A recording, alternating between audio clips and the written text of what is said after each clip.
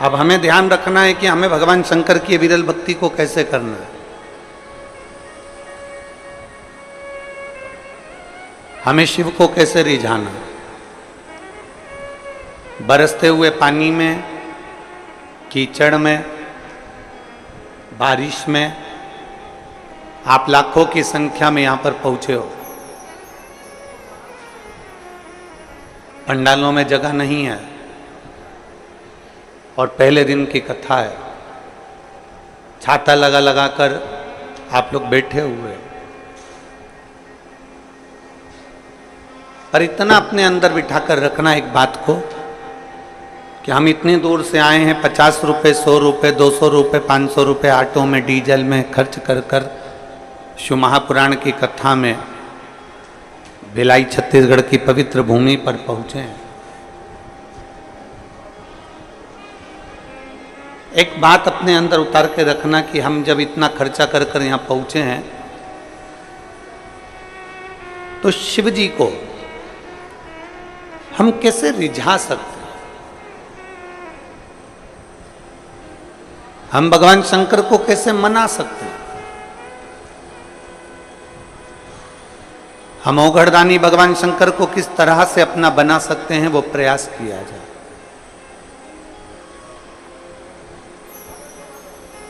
हम भगवान देवाधिदेव महादेव को कैसे अपना बना सकते हैं, उसका प्रयास किया जाए। 7 दिन की शिव महापुराण की कथा में से एक क्षण की भी कथा यदि हमारी जिंदगी में उतर गई, एक क्षण की भी शिव महापुराण की कथा यदि हमारे जीवन में उतर गई, तो ये निश्चित है कि अगला सावन आएगा तब तक मेरा भोलेनाथ आपको भी इतना बल प्रदान कर देगा कि आप भी शिव महापुराण के कथा के यजमान बन सकते हैं। बोल बम का नारा है, सारी समस्या का हल। कहीं शिव भी आप पर इतनी करुणा कर।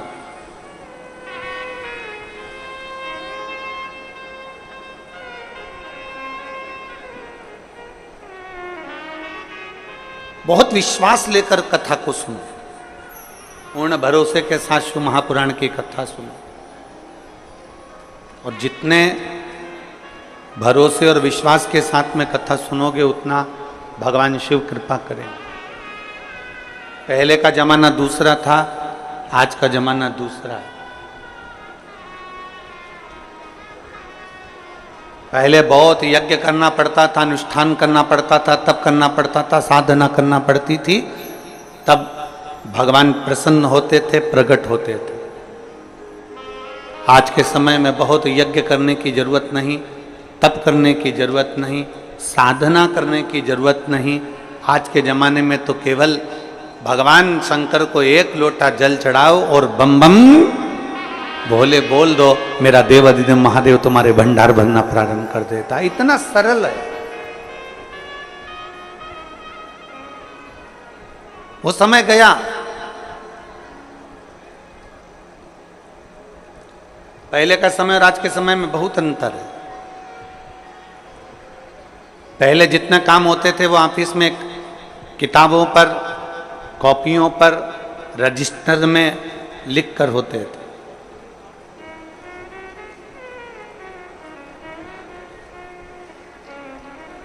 पहले के जितने कार्य होते थे वो सब रजिस्टर पर लिख कर होते थे, कॉपी किताब में लिख कर होते थे।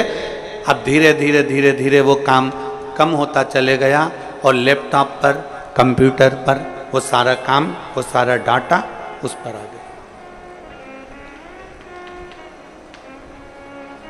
अब कॉपियों का काम कम हो गया, अब लिखा पढ़ी का काम कम हो गया और कंप्यूटर का, लैपटॉप का जमाना आ गया। लैपटॉप पर लोग लिखने लगे, कंप्यूटर पर लोग नोट करने लगे और उसको पूरा की पूरा डाटा उतारने लगे। पहले जो काम 2 महीने में होता था, अब वो काम केवल 1 हफ्ते में, 5 दिन में, 3 दिन में, 7 दिन में हो जाता है। अब जरा विचार करो, पहले का समय था कि डायरी लेकर चलना पड़ता था, पहले का समय था किताब लेकर चलना पड़ता था, पहले का समय था रजिस्टर लेकर चलना पड़ता था। अब तो लैपटॉप लेकर चलते हैं, पूरा डाटा एक क्लिक करते ही सामने आ जाता है। तो पहले निर्णय लेने में 2 महीना, 3 महीना, 4 महीना, 5 महीना, 6 महीना लग जाता था। आजकल एक क्लिक करो और मालूम पड़ जाता है कि व्यक्ति का जीवन क्या है, व्यक्ति का स्वरूप क्या है, कहाँ से आया है, कौन है, कैसा है, एक क्लिक से। पहले निर्णय लेने में 2-3 महीने लगते थे, आज निर्णय लेने में 2-3 महीने नहीं लगते। केवल लैपटॉप उठाया, चेक करा और क्लिक करा। अब पहले का समय इतना लगता था, आज के समय में समय नहीं लगता, तुरंत काम हो जाता है। उसी तरह सतयुग में, त्रेता में, द्वापर में भगवान का जो यज्ञ होता था, अनुष्ठान होता था, हजारों हजारों वर्ष तक लोग तप करते थे, साधना करते थे, भगवान की भक्ति करते थे। हजारों वर्ष तक लोग मौन होकर बैठे रहते थे। हजारों वर्ष तक शरीर पर राख, मिट्टी जम जाती थी, बॉबी बन जाती थी शरीर की। इतना तप, इतना यज्ञ, इतना अनुष्ठान करते थे, तब भगवान प्राप्त होता था। पर जैसे आज के जमाने में लैपटॉप एक क्लिक करो और तुम्हारा डाटा सामने आ जाता है, तुमने क्या करा तुम्हारे सम्मुख में आ जाता है। उसी तरह आज के समय में, कलिकाल में, एक लोटा जल महादेव को चढ़ा दो, सारा डाटा तुम्हारे सामने भगवान शिव की कृपा के रूप में आ जाता है। केवल एक लोटा जल। और अभी सावन में कितना? जम के बोलो जरा, 2 लोटा। पूरे वर्ष 1 लोटा और सावन महीना 2 लोटा जल। क्योंकि चातुर्मास में, सावन के महीने में हमारी भक्ति दुगनी होना चाहिए, हमारा भजन दुगना होना चाहिए, हमारा कीर्तन दुगना होना चाहिए, हमारा मंत्र जाप दुगना होना चाहिए।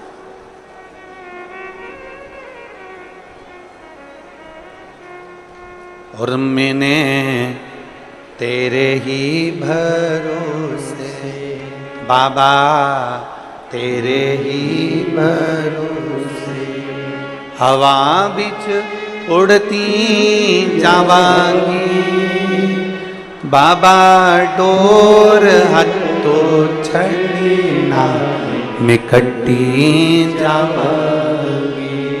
भोले मैं तेरी पतंग, शंभू मैं तेरी पतंग, हवा बिच उड़ती जावांगी बाबा, डोर हत्तो छड़ना में कट्टी जावांगी। अपनी भक्ति को दुगना करिए, अपने विश्वास को दुगना करिए, अपनी दृढ़ता को दुगना करिए। गया जमाना जब किताबों से, डायरियों से, लिखा पढ़ी से काम होता था। आज का जमाना लैपटॉप का है, तुरंत काम होता है। इसलिए भगवान फल भी तुरंत देता। जैसा कर्म करोगे वैसा फल तुम्हें तुरंत भोगना, तुरंत।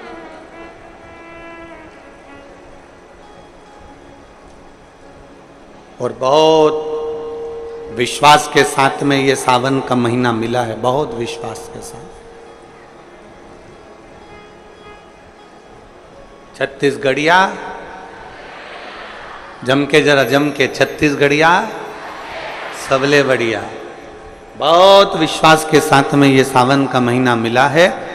इस सावन के महीने में जितना जितना शिव की भक्ति कर सकते हो उतनी करो।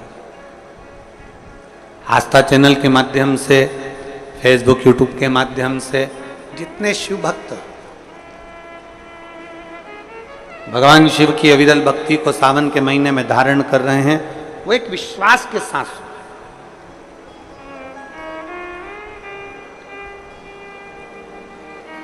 एक भरोसे के साथ। अभी हम जहाँ रुके हैं न्यू कुर्सी पार। कुर्सी पार है कि कुर्सी पार है? हाँ तो तुम समझ गए ना? हाँ ठीक है। हम जहाँ रुके हुए हैं न्यू कुर्सी, हाँ तुम समझ लेना, कुर्सी कुर्सी एक ही बात है, ठीक है। हम न्यू डैश डैश डैश पार रुके हैं। तो वहाँ जिस भवन में हम रुके हैं अग्रसेन अग्रवाल समाज का, तो सुबह सुबह लगभग 5 साढ़े 5 बजे हम जब सुबह मॉर्निंग वॉक कर रहे थे, घूम रहे थे, तो वहाँ एक माताजी ने एक बहुत सुंदर प्रश्न किया। कथा की शुरुआत है, ध्यान से सुनना। उस माँ ने एक प्रश्न किया कि गुरुजी,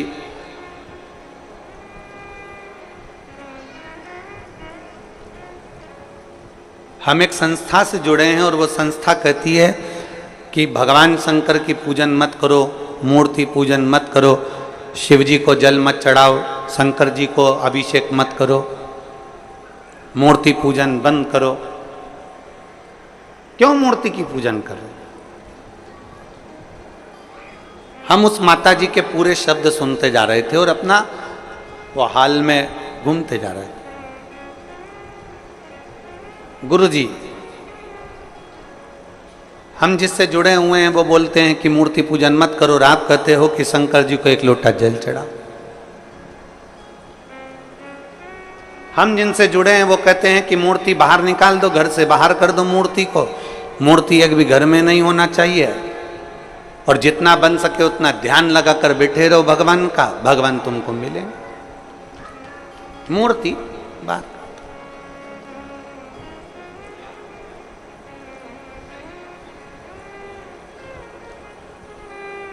हमने उस माँ से कहा, तुम जिस भी संस्था से जुड़े हो हमें उससे मतलब नहीं है।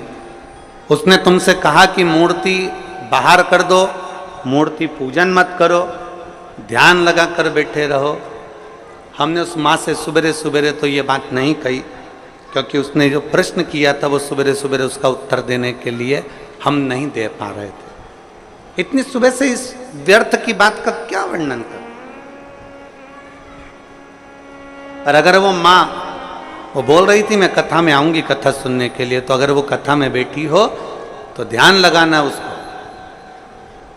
जो तुमसे कह रहे हैं कि मूर्ति पूजन मत करो, जो तुमसे कहते हैं कि भगवान को बाहर निकाल दो, जो तुमसे कहते हैं कि मूर्ति को बाहर निकाल दो और ध्यान लगा कर बैठो, जितना कर सकते हो उतना ध्यान लगाओ, तो हम निवेदन करेंगे उनसे जाकर कहना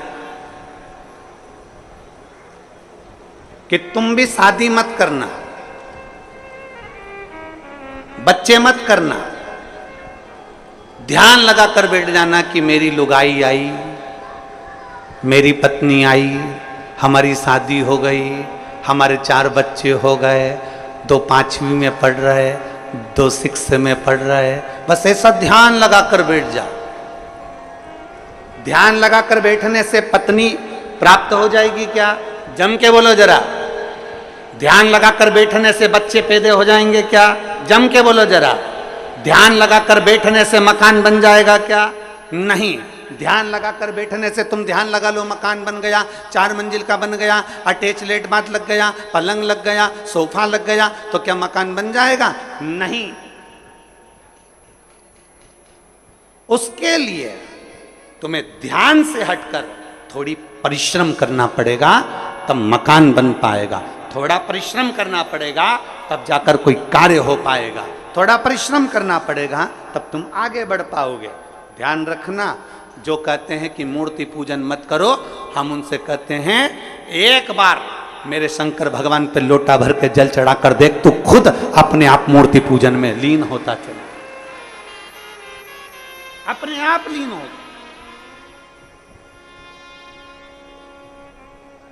कोई लेट बनता है, कोई जल्दी बनता है। शिव को जल चढ़ाने वाला एक दिन सेठ जरूर बनता है।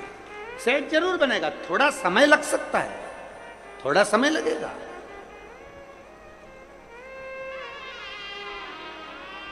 एक पत्र है।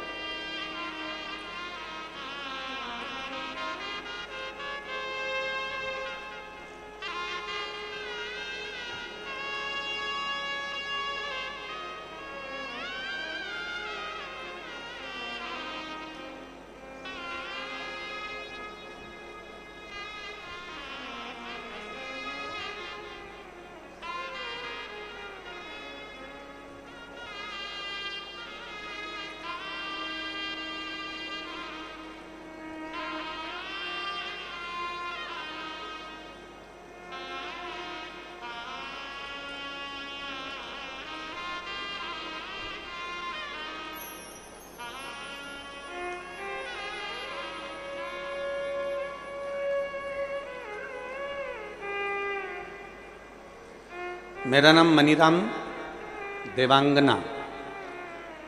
कहीं बैठे हैं मनीराम जी देवांगन? कहीं बैठे हो तो हाथ हिलाइएगा। आप ही हैं? ऐसा हाथ हिला दो। आ जाओ, एक बेलपत्र लेकर चले जाना। हाथ हिलाओ एक बार वापिस। आ जाइए। मेरा नाम मनीराम देवांगन है। मैं भाटापारा जिला बालोदा बाजार, भाटापारा छत्तीसगढ़ का निवासी हूँ। मेरा मोबाइल नंबर ये है। एक लोटे जल का मैं क्या वर्णन करूं। मैं कपड़े की फेरी लगाता हूं। साइकिल पे कपड़ा बांधना, ले जाना, बेचना। 1 साल से मेरी कपड़े की फेरी ठीक नहीं चल रही। इतना दुखी हो गया कि भोजन के भी लाले पड़ने लगे। बड़ी मुश्किल से जिंदगी चलने लगी। अब करूं तो करूं क्या। एक दिन मेरे पिताजी ने मुझसे कहा कि तू एक काम कर। वो सियोर वाला महाराज कहता है कि शंकर जी पर अगर 1 लोटा जल चढ़ाओगे, उसको जल चढ़ाने वाला एक ना एक दिन सेठ जरूर बनता है। अब तू फेरी भी लगा, मना नहीं, पर पहले शिव जी को जल चढ़ा। मैंने अपने पिताजी के कहने पर, जो आपकी कथा दिन रात सुनते हैं, उनके कहने पर शंकर जी के मंदिर में जाना प्रारंभ करा। 1 लोटा जल चढ़ाना प्रारंभ करा। गुरुदेव 2-3 महीने तो मेरी फेरी जैसी थी वैसी ही रही, कोई अंतर नहीं आया। आखिरी में मैंने मंदिर जाना छोड़ा तो मेरे पिताजी ने कहा मंदिर मत छोड़। तो शिवजी के मंदिर में जा झाड़ू पोछा लगा और 1 लोटा जल चढ़ा। अब मैंने मंदिर में सफाई करना प्रारंभ करी और मेरे बाबा का नाम लेकर जो जल शिवजी को चढ़ाता था वही मैं अपने कपड़े पर छींट देता था और कपड़ा लेकर साइकिल पर बांध कर चला जाता। आज मेरे बाबा ने ऐसी कृपा कर दी कि मुझे भी लाखों और करोड़ों में खिला दिया। मैं बाबा को धन्यवाद देने के लिए आया। मैं शिव को धन्यवाद देने के लिए आया। लाइन अच्छी लिखी है,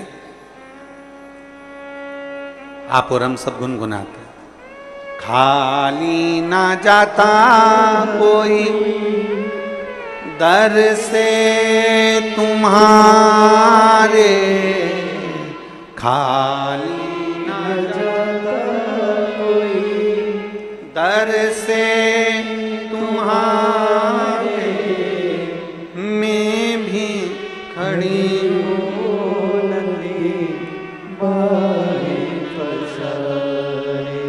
अपने हृदय से लगा लो,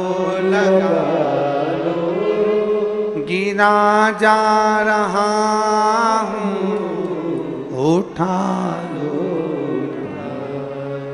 भोले अपने दर से अब तो ना टालो, गिरी जा रही हूँ, उठा लो। कोई लेट बनता है, कोई जल्दी बनता है, पर शिव को जल चढ़ाने वाला एक दिन सेठ। थोड़ा समय लग सकता है, थोड़ा समय लगेगा, थोड़ा समय लग सकता, पर यदि तुम्हारा विश्वास पक्का है, यदि तुम्हारा भरोसा पक्का है, यदि तुम्हारी दृढ़ता पक्की है, आपका भरोसा यदि पक्का है, विश्वास यदि पक्का है, हम तो कहेंगे कबाड़ा बेचने वाला हो, फल का ठेला लगाने वाला हो, पान की दुकान लगाने वाला हो, चाहे छोटे से छोटा काम करने वाला व्यक्ति भी हो, और अगर वो शंकर जी के मंदिर में जाकर एक लोटा जल चढ़ा रहा है, सफाई कर रहा है, तो ये विश्वास मानना 2 महीना, 3 महीना, 4 महीना, 6 महीना, 1 साल इंतजार जरूर करना। मेरा बाबा तुम्हारा वो जल चढ़ाने वाला हाथ एक दिन पकड़ लेगा और तुमको खींच कर आगे बढ़ा ही देगा, ये निश्चित है। थोड़ा समय लग सकता है,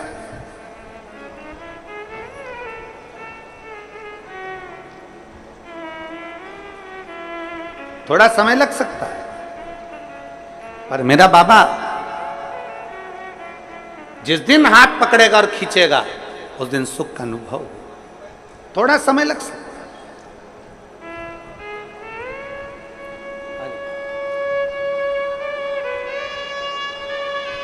एक विश्वास, साइकिल पे कपड़ा बांध कर बेचने वाले के लिए भी शंकर ऐसी अविरल भक्ति पैदा कर दिया कि उस बच्चे ने लिखा है कि मुझे भंडार भरकर इतना दे दिया मेरे बाबा ने कि मुझे कमी।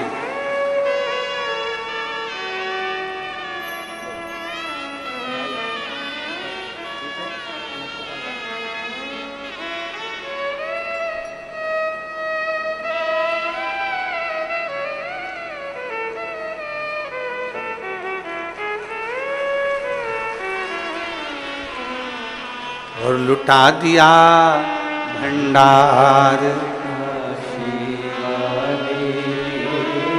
कर दिया माला। श्रावण के महीने में भगवान देवाधिदेव महादेव की कृपा से आप और हमको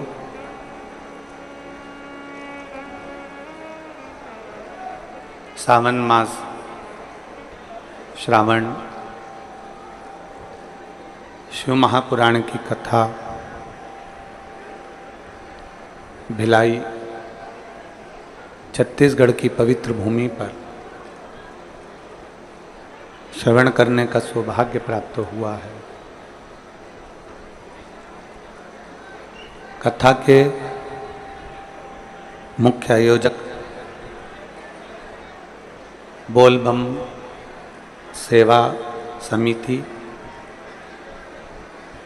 बोलबम सेवा एवं कल्याण समिति प्रदेश अध्यक्ष दया सिंह जी, भिलाई छत्तीसगढ़ से। एक बार यजमान परिवार के लिए जोरदार ताली बजाकर स्वागत, वंदन, अभिनंदन।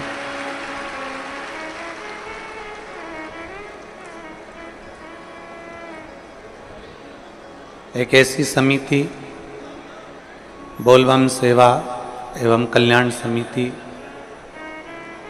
भिलाई छत्तीसगढ़ की, जो 16 वर्ष से लगातार भगवान शिव की पालकी बारात इस भिलाई शहर में नित्य आयोजित करती रही।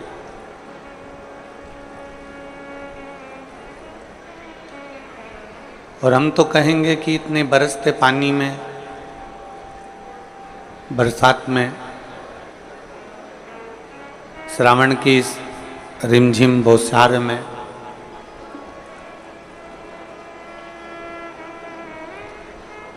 पाँच दिन के अंदर इतनी बड़ी व्यवस्था करना सबसे कठिन काम है, सबसे कठिन। और दया सिंह जी आपको बहुत बहुत धन्यवाद देते हैं। जैसे ही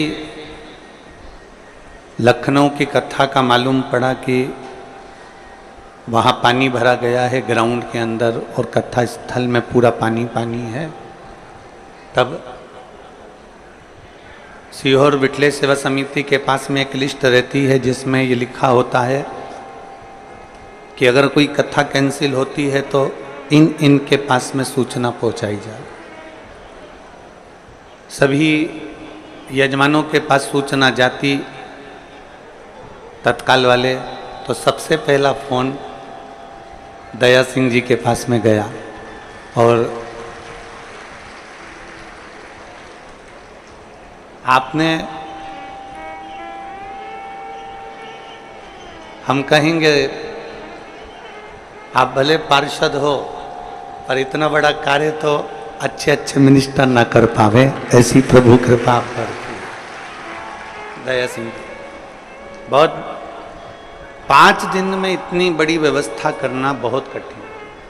बोलो छत्तीसगढ़ वालों, सही है कि गलत है? 5 दिन में इतनी व्यवस्था करना ये बहुत कठिन विषय है, बहुत कठिन।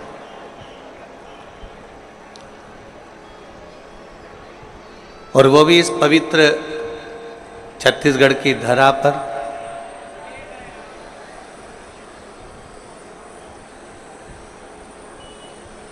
अब देखो ये प्रसंग बड़ा विचित्र है।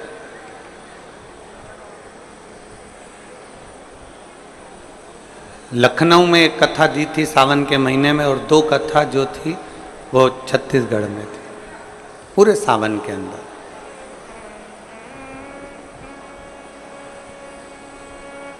एक बार हम आशीष जी से कह रहे थे कि देखो आशीष, भोले बाबा की कृपा देखिए कि एक उत्तर प्रदेश में है, 2 छत्तीसगढ़ में है, पर हमारा मन रहता है कि कई संत साधु गुरुजन चतुर्मास करते हैं, 4 महीना एक जगह पर रहते हैं। कम से कम अपना भी फर्ज बनता है कि 1 महीना में, सावन का महीना तो कहीं से कम एक जगह पर पूरी कथा का आनंद लेना चाहिए। और बोलबम सेवा कल्याण समिति साधुवाद की इसलिए पात्र है क्योंकि इन्होंने सावन की पहली कथा, लोग कहते हैं कि किसी को पानी पिलाओ तो उसको पुण्य मिलता है। हम कहते हैं दया सिंह जी आपको पुण्य बहुत सारा मिल गया, आपने इतने सारों को कथा पिला दी है, बहुत सारा। तो ये एक अलग आनंद, एक अलग सुख, एक अलग आनंद का विषय जो ये पवित्र कथा का लाभ आप और हमको प्राप्त हो रहा। सावन के महीने की ये प्रथम कथा है।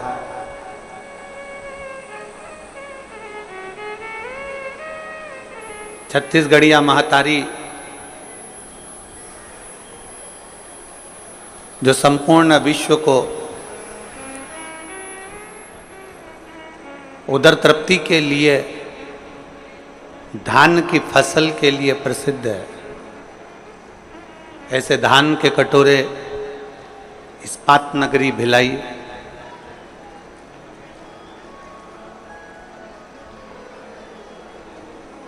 जहां के लोगों को ये मालूम है कि लोहे को भी कैसे पिघलाया जाता है।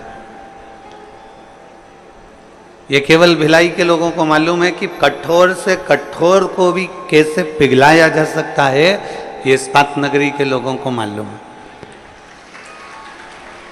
कठोर से कठोर को भी कैसे पिघलाया जा सकता है, ये केवल इस्पात नगरी का व्यक्ति जानता।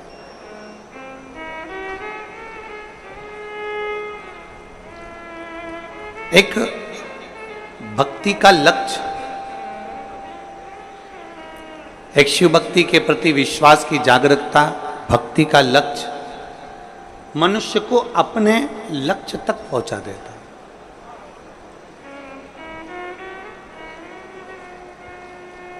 और तेरी कृपा बिना न हिले एक भी अणु, लेते हैं श्वास तेरी कृपा से तनु।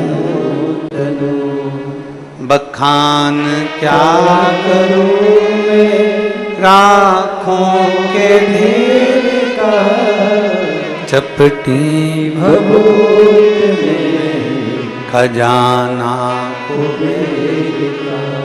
हे गंगाधार मुक्ति द्वार ओंकार तू, भोले ओंकार तू। आयो शरण तिहारी शंभु तार तार। बखान क्या करूं मैं राखों के ढेर का, चपटी बहुत में खजाना। बिना शिव की कृपा के, बिना शंकर की उदारता के, बिना शंकर की करुणा के कुछ प्राप्त नहीं हो सकता। जो भी मिल रहा है, जो भी प्राप्त हो रहा है, जो भी हमें मिला है, ये शिव कृपा से ही है। इसलिए छत्तीसगढ़ वालों,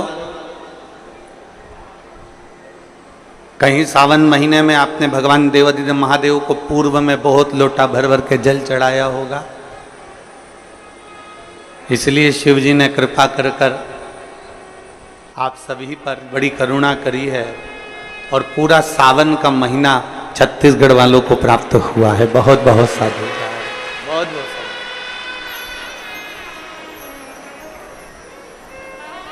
संपूर्ण एक है, हमें भेद नहीं है।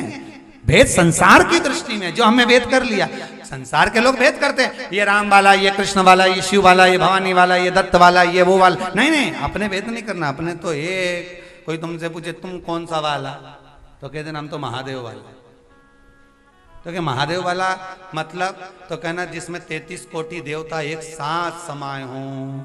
मतलब ये नहीं है कि हम शंकर, हम तो राम जी के मंदिर भी जाएं तो खूब प्रेम से प्रसाद पाके आए। हम कृष्ण के मंदिर भी जाते हैं तो भगवान का प्रसाद लेते हैं। हम शिव मंदिर में भी जाते हैं तो भगवान का प्रसाद लेते हैं। हम ये नहीं कहते कि हम शंकर मंदिर का प्रसाद नहीं लेंगे, हम इस मंदिर का प्रसाद नहीं लेंगे, हम वहां नहीं जाए। भगवान की कथा में जहां अच्छा मिल जाए वहां चले जाए, जहां अच्छा, भगवत तत्व अच्छा प्राप्त होना। अरे सीधी सीधी बात है। तुम्हारे, तुम लोगों भी बाजार जाते होगे, कपड़ा खरीदना रहता है तो तुम किसकी दुकान पे जाते हो? इसकी दुकान पे नहीं, इसके अच्छा नहीं मिलता, तो फिर उनके अच्छा, उनके अच्छा मिलता, हाँ उसके पास जाओ, उनका कपड़ा अच्छा मिलेगा। ठीक है, किराने का सामान लेना है, इसके यहाँ से हम पिछली बार लेके गए थे, उसमें बहुत घुन पड़ा हुआ था, पूरा चावल सुला हुआ दे। फिर उसके यहाँ जाओ, उसके यहाँ से फिर उससे अच्छी दुकान पे जाओगे, अच्छे से अच्छी दुकान पर जाकर तुम टिकोगे और वहां जाकर तुम कहोगे कि हमको सामान दे दो, हमें ये सामान दे दो, तो 5 किलो की जगह 10 किलो लेकर आओगे। लाओगे कि नहीं लगे? क्योंकि सामान अच्छा मिलेगा, जहां अच्छा मिले वहां पहुंच जाते। उसी तरह संपूर्ण विश्व में भ्रमण करने के बाद, सब जगह घूमने के बाद, आखिरी में एक बार शिव के दरवाजे जरूर जाना, उसके यहाँ जाकर देखना कि वो सुनता कि नहीं सुनता, उसकी चौखट पर जरूर।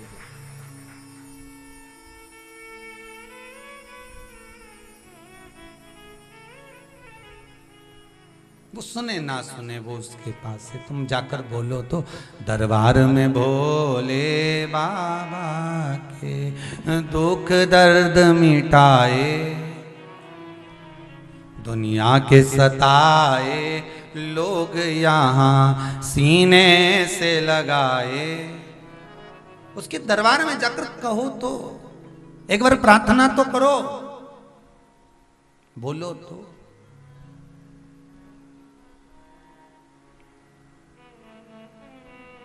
खांसी,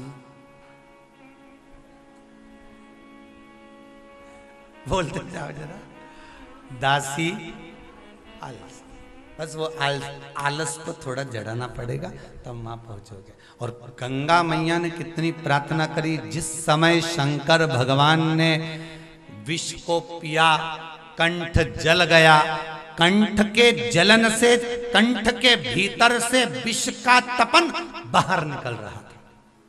और गंगा कहाँ है शिव जी के? जम के बोलो, मस्तक। मस्तक से निकलकर कहाँ जा रही है? बहती बहती बहती बहती शिव के चरणारविंद से। कहाँ से गई? अब तुम डब्बा भर के पानी डालोगे तो डायरेक्ट पैर पे गिरता है क्या? अरे बोलो तो जम के, नहीं। कहाँ जाएगा? जैसे हमारे केश रहते हैं, बाल रहते हैं, हमारी जो जटाएं रहती हैं, वो धीरे धीरे धीरे धीरे धीरे धीरे, उसी तरह गंगा जी कहाँ से चली? सिर पे से चलकर भगवान के कंठ से होती हुई नीचे की ओर जब जाने लगी, भगवान के चरणारविंद की ओर जब पहुंचने लगी, भगवान के चरणों में जब जा रही है, जैसे ही चरणारविंद में पहुंच चुकी है, तब शिव ने देखा कि जो मैंने विष पिया है, उस विष का जो ताप है वो गंगा के जल में जा रहा है।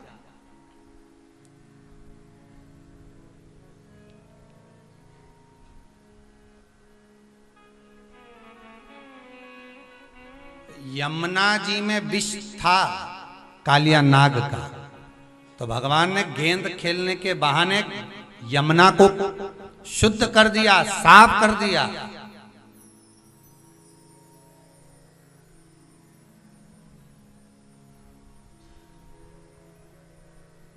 और कहीं का होता ना तो कह देता यमुना जी में बहुत सारा विष पड़ा हुआ है। कालिया नाग का विष बहुत है, जाना मती कोई भी। अब लोग क्या करने लगते, धीरे धीरे वहां कोई नहीं जाए तो कचरा पटकने लगे, और विष ही तो पड़ा है, अच्छा है, डालते जाओ। जो प्लाट पर मकान नहीं बनता उस प्लाट पे लोग कचरा ही डालते हैं।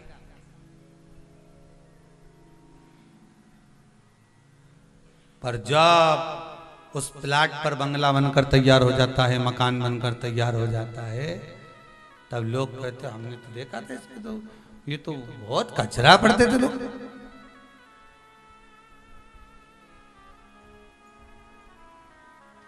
कितना कचरा पटकते थे यहाँ, क्या जोरदार महल बनाया, क्या जोरदार हो बताओ। फिर लोगों ने कह दिया घोड़ा का भी दिन फिर गया, यहाँ तो कचरा पड़ा रहता था। कितना जोरदार और कितना दिन फेरा भगवान ने, क्या जोरदार हो गया। तो बस यमुना को भगवान ने शुद्ध करा, क्यों? क्योंकि यमुना के जल में कालिया नाग का विष पहुंच गया।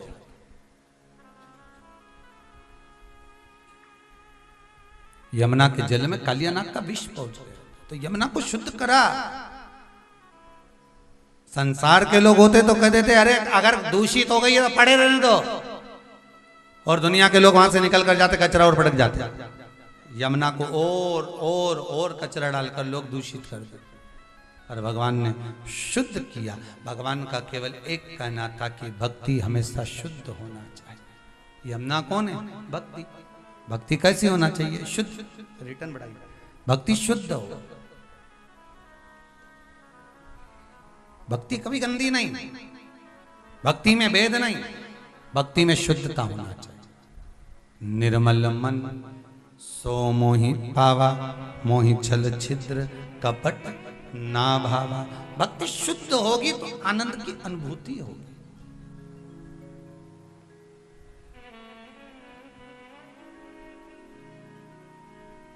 राम जी वन में गए, मेरे सीताराम सरकार, मेरे राघव जी जब वन में गए तो सबसे पहले शबरी अम्बा के दरवाजे पर जाकर उन्होंने यही कहा, ठीक है, शबरी अम्बा के दरवाजे पर जाकर यही कहा कि प्रथम भक्ति संतन कर संगा, दूसरी रति मम कथा प्रसंगा।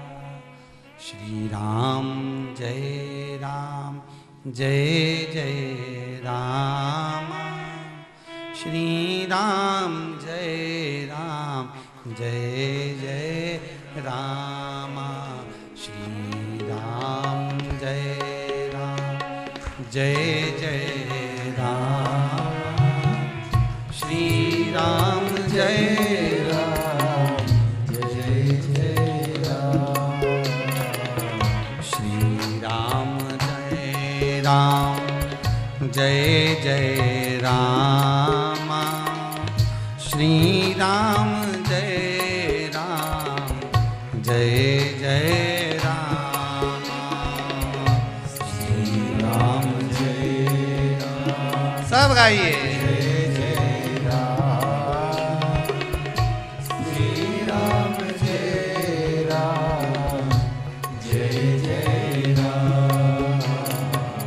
प्रथम भक्ति सत्य, भगवान की प्रथम भक्ति का साथ अगर दिया, संतों का सानिध्य, सत्संग, संकीर्तन, स्मरण,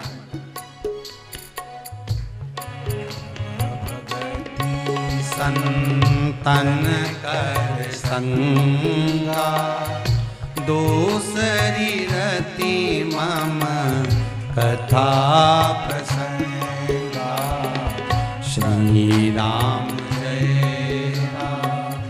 जय जय राम, श्री राम जय राम। सत्संग अर्थात किसी सदगुरु की शरणागति में पहुंचकर भक्ति का स्मरण करो, सत्संग करो। श्री राम जय राम, जय जय राम, श्री राम जय राम, जय जय राम, श्री राम जय राम, जय जय राम, श्री राम जय राम, जय जय राम, श्री राम जय राम, जय जय राम, श्री राम जय राम, जय जय राम, श्री राम जय राम, जय जय राम, श्री राम जय राम, जय जय राम, श्री राम जय राम, जय जय राम, श्री राम जय राम, जय जय राम। भगवान की भक्ति में अगर एक बार व्यक्ति डूब गया और सत्संग संत की शरण आ गई, और वो भक्ति का जो सुख होगा उसके आगे कोई सुख नहीं। कोई तन दुखी, कोई मन दुखी, कोई धन बिन रहत उदास, तुलसी आ संसार में सुखी राम का दास। संसार में एक ही सुखी है जो भगवान की चरणों में बैठ गया, भगवान की शरणागति में बैठ गया, भगवान की भक्ति में बैठ गया, शिव महापुराण के अंदर कथा श्रवण करने बैठ गया, चित्त वृत्ति लगाकर भगवान से जो जुड़ गया, इस आत्मा चित्त मन वृत्ति से समझ लो वो भगवान का हो गया। एक कथा कही थी, शंकर जी के मंदिर में जाके केवल हाथ रखकर घंटी बजाकर कहता था भोले। किसी ने पूछ लिया ये चिल्लाकर क्यों चले जाता है, मंदिर के अंदर क्यों नहीं जाता? हाजिरी लगा रहा हूं, बस उतना बोल, हाजिरी दिल से,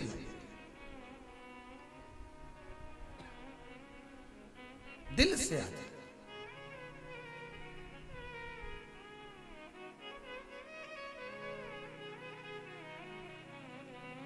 मन से भगवान को रिझाओ। गंगा का जल,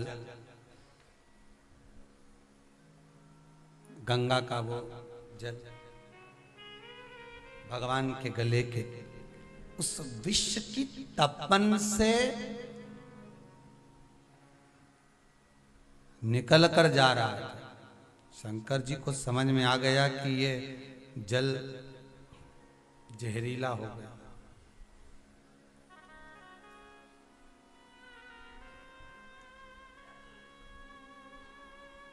जल जहरीला हो गया।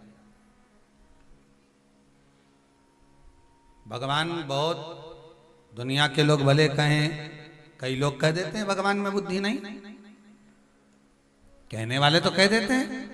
एक व्यक्ति ने कह दिया भगवान में तो बिल्कुल विवेक नहीं है। क्या विवेक नहीं है बताओ?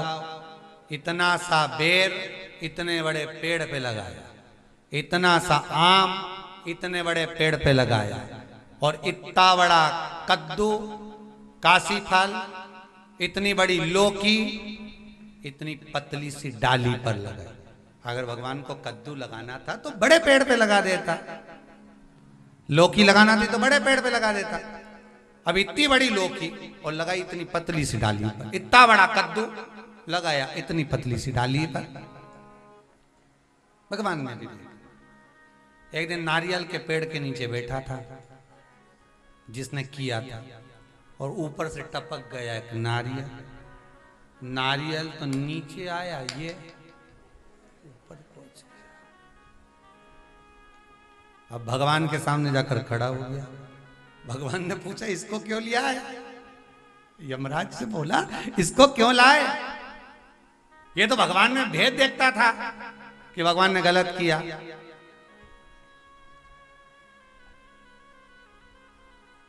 तो उससे पूछा, अब भगवान गलत करता है कि सही?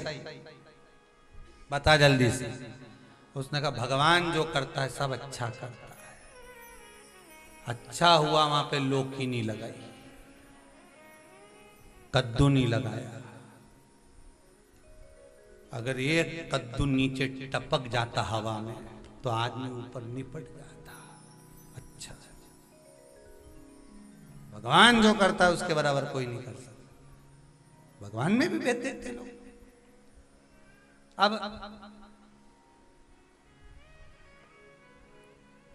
यमुना का जल शुद्ध किया मेरे कृष्ण ने। सरयू मैया का जल अगर शुद्ध करा तो मेरे राघव ने, मेरे राम जी।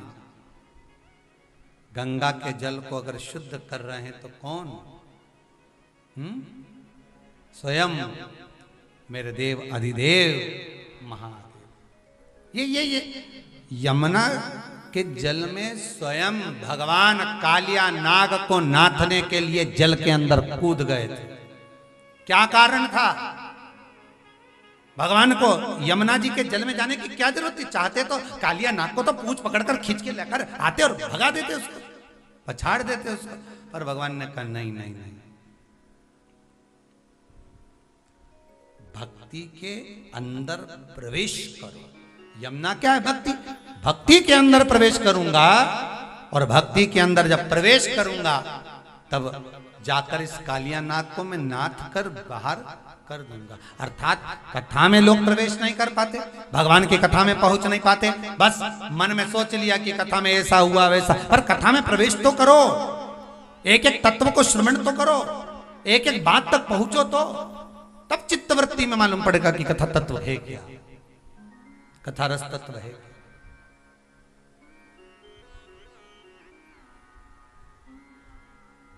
और कौन बता सकता है कि कथा में रस क्या होता है? जिसने गुड़ खाया होगा, जिसने गुलाब जामुन खाई होगी, वही तो बताएगा कि गुलाब जामुन और गुड़ में कितना स्वाद है। और कहीं कहीं का व्यक्ति ऐसा रे कि किसी की आवाज नहीं हो, वाणी नहीं हो, कोई गूंगा हो और उसको गुड़ खिला दो और उसको गुलाब जामुन ने रसगुल्ला खिलाकर उससे पूछो साहब कैसा है, तो इशारा करके बोल तो देगा, हे कैसा। तो तुमने खाया कि नहीं खाया? चार निपटा दिया। हे कैसा बता पाएगा? नहीं। कौन बताएगा? जिसकी वाणी होगी, जिसने खाया होगा। या तुम गुलाब जामुन खाओ और तुम्हारे पड़ोसी से पूछो खाती खाती कैसी है, और गुलाब जामुन तुम खाओ और पड़ोसी से पूछो कि कैसी है, बनी कैसी है बताओ तुम। तो पड़ोसी कहेगा एक तो मुंडा मेहंदी थी, सब खाती जा रही और कहेगी कैसी बनी। अरे एक आध खिलाओ तो हम बताएं कि कैसी। अब वो प्लेट में रखी है, तुम पूरी निपटाते जा रहे हो, पड़ोसी से कह रहे कैसी बनी साहब, अच्छी तो बनी है ना। अब पड़ोसी मन में सोच रहा पूरी तो खागा और हमसे कह रखे। तो ये शिव पुराण भी ऐसी है, जिसने खाया, जिसने पाया, जिसने इस अमृत को पिया, वही बता सकता है कि शिव महापुराण का रस तत्व है क्या। जो खाया ही नहीं है उसको कैसे मालूम पड़ेगा कि इसमें है क्या, क्या है इसमें। कई लोग कह देते हैं, अपनी सास से कहते हैं, बहुओं से कहते हैं, क्या ये पागल जैसे काम करती थी। कई बार पति भी कह देते हैं, रात हो गई नहीं, मोबाइल लेके बैठ गई नहीं, कथा सुनती रही। जब देखो जब वो सियोर वाला महाराज की कथा सुनती रहे, क्या सुनती रहे दिन भर। अब इनके कौन बताए कि गुलाब जामुन का स्वाद क्या है, या तो खाए तो मालूम पड़ जाए। और जिसने पड़ोसी भी जब पति रात्रि के सोए तो थोड़ी बहुत कथा वो भी सुन ले, जब कथा सुन ले तो उसके भी लग जाए फिर कि गुलाब जामुन में स्वाद तो है। तो उसके भी मन में आया कि अब ला जरा प्लेट तो सरकार जरा मेरे को दे। और उन्हें भी फिर हाथ का मोबाइल इनके दे दिया, ले तुम भी सुनो भेरू, सुनो तो सर, ठीक है मोबाइल लिया और इसने मोबाइल हाथ में लिया और जो ये सुनने पड़ा तो अब जगदम्बा तो सो गई, पर थोड़ी सी और सुन लो। अब पत्नी कह रही सो जाओ, 11:30 बज रही। गुलाब जामुन खा गया, स्वाद, अब इसके स्वाद लगा तो ऐसा स्वाद लगा, नहीं तो डब्बा ही ले गया घर, दुकान, अब दुकान पे डब्बा ले गया तो वहां डब्बा लगा दिया उसने, सब सुनो जिससे बन सके। तो सब लोग कह भी रहे, क्यों पागल मागल हो गया क्या, ये क्या करे बताओ। यहाँ हमारे यहाँ वो सीहोर में खजांची लेन में जावे सो तो वहां पर एक ज्ञान चाट वाले की दुकान, वो रोज शाम के वहां लगा दे वो कथा, तो चाट खाएं कि ये खाएं, तो के गुलाब जामुन स्वाद निपटाओ।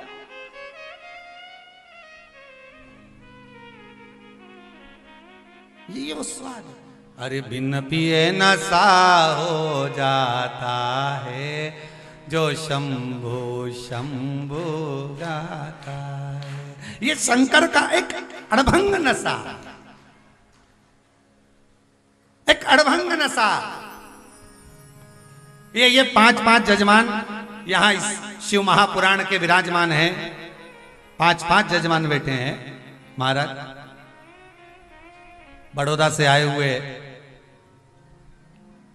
स्वर्गीय श्री श्याम सुंदर जी राठी जी का परिवार, स्वर्गीय सोहन लाल जी सोनी जी अहमदाबाद वालों का परिवार, स्वर्गीय सीताराम जी सोमानी जी सूरत वालों का परिवार, स्वर्गीय सत्यनारायण जी तोसनीवाल जी मुंबई वालों का परिवार, स्वर्गीय कन्हैया लाल जी बियानी जी सूरत वालों के, जो ये बच्चे बैठे हुए हैं विराजमान हैं, तो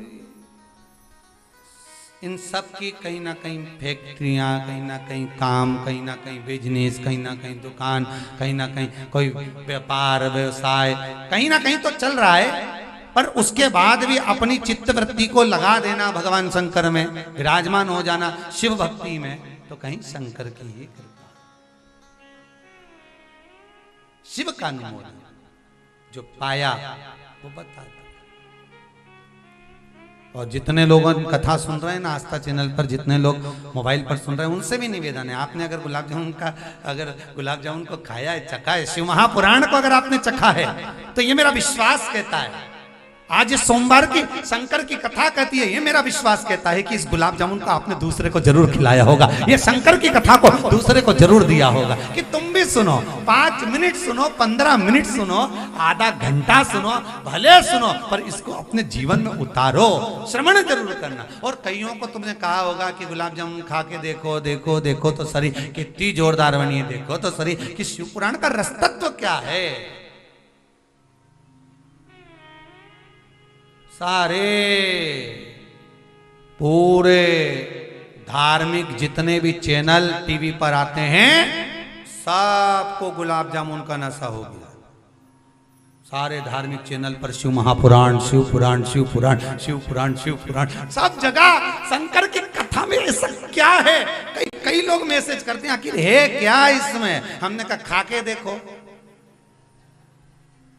ये वो नहीं, इसको थोड़ा सा ग्रहण तो करो, भीतर में उतारो तो सही।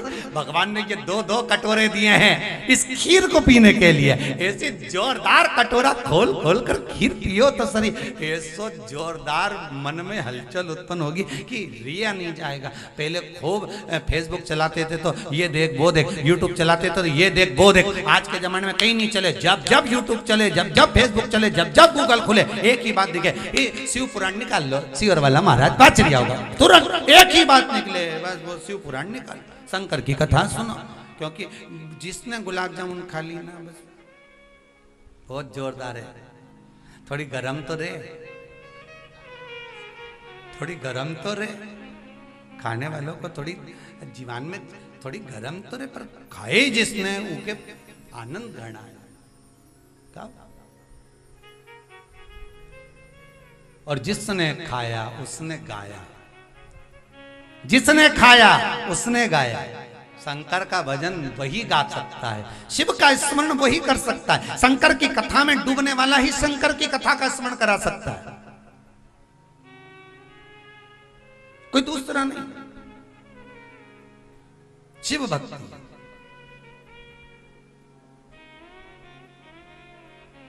और भाई कर्म का लेख है, वो तो देखो मनुष्य को भोगना है, मनुष्य देह मिली है, कर्मों का भोग भोगने के लिए मिली है। माता जानकी जी ने पिंजरे में एक तोती को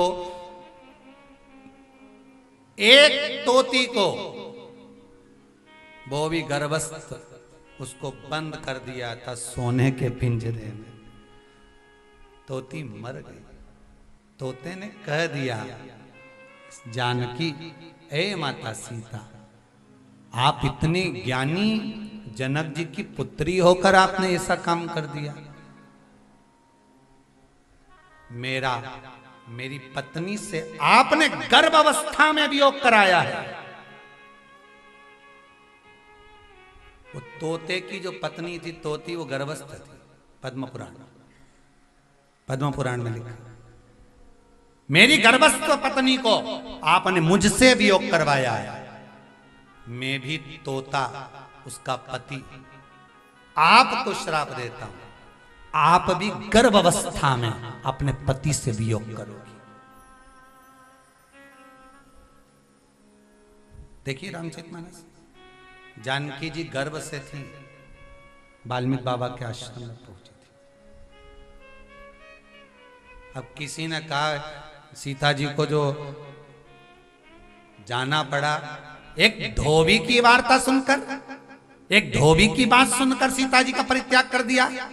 ना इसमें राम जी दोषी हैं जिन्होंने सीता को गुरु के आश्रम में भेजा, ना इसमें धोबी दोषी है कि उसने कहा और भेजा। इसमें अगर कहीं दोषी हैं तो माता जानकी जी दोषी हैं। उन्होंने कैद में रखा था, और कैद में रखा तो तोते ने कहा कि तुम्हें वियोग सहना पड़ेगा। वही तोता जो जानकी जी बाल्य अवस्था में जिस तोती को रखी थी, वही तोता मरने के बाद उसी अवधपुरी में जहां सीता जी ब्याह कर गई, उसी अयोध्या का धोबी बनकर पैदा हुआ।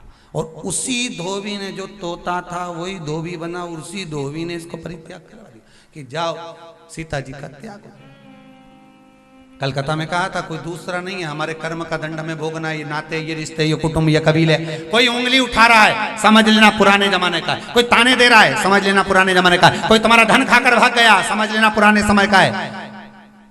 तुम्हारे तो संस्कार बेकार थे नहीं। माता पिता इतने अच्छे संस्कारित होकर भी अगर औलाद बिना संस्कार की उत्पन्न हो जाए, संस्कार विहीन उत्पन्न हो जाए, और वो सम्मान ना करे, आदर ना करे, सत्कार ना करे, समझ लेना पुराने जमाने का। गाय को रोटी नहीं दी थी, डंडा मारकर भगा रहा था, वही बहू बन के आ गई, दिन रात डंडे कुदा रही है, दिन रात।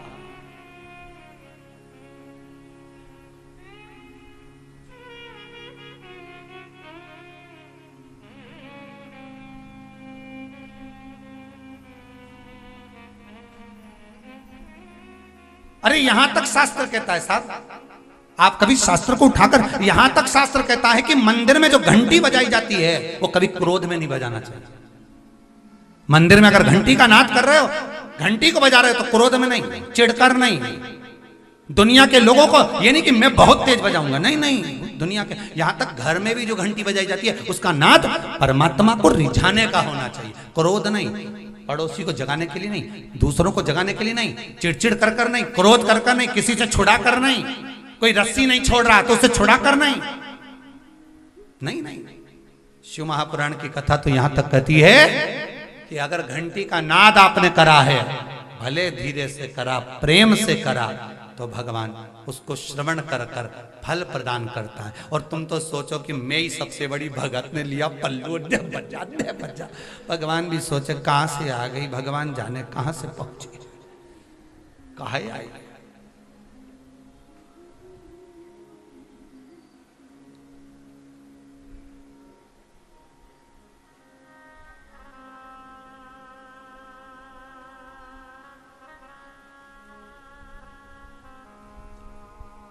प्रेम से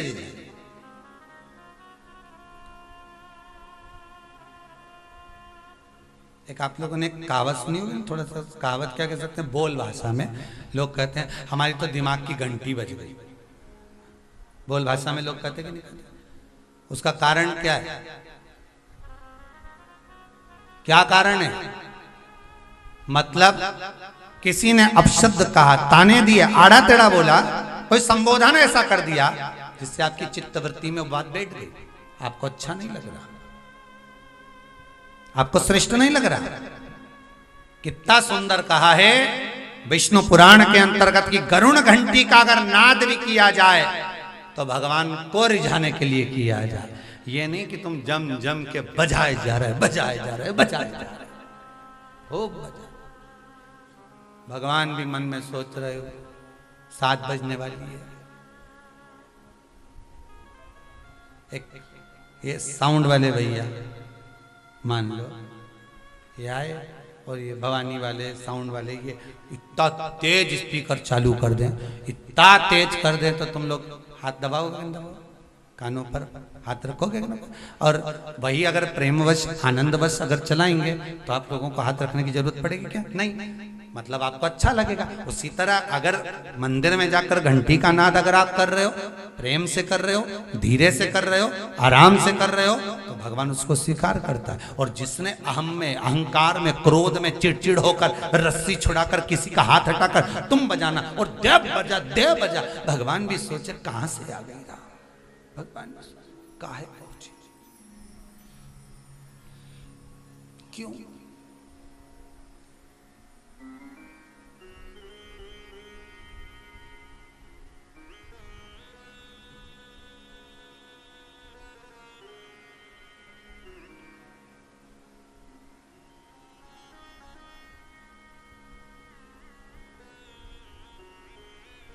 किस लिए, क्यों? एक व्यक्ति ने प्रश्न किया था, गुरुदेव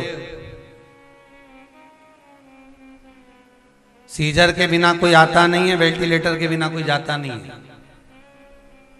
आज के जमाने में आदमी मरता है तो वेंटिलेटर पटक देता है, अकेला पड़ा रहता है, अकेला। इसके लिए आप कुछ कहेंगे? हमने कहा दुनिया के लोग मंदिर में भगवान को अकेला कर दिए हैं, आरती करने वाला अकेला पंडित खड़ा रहता है, एक बटन दबाते हैं, मशीन चालू हो जाती है, मशीन बजती रहती है, अकेले पंडित जी आरती करते रहते हैं।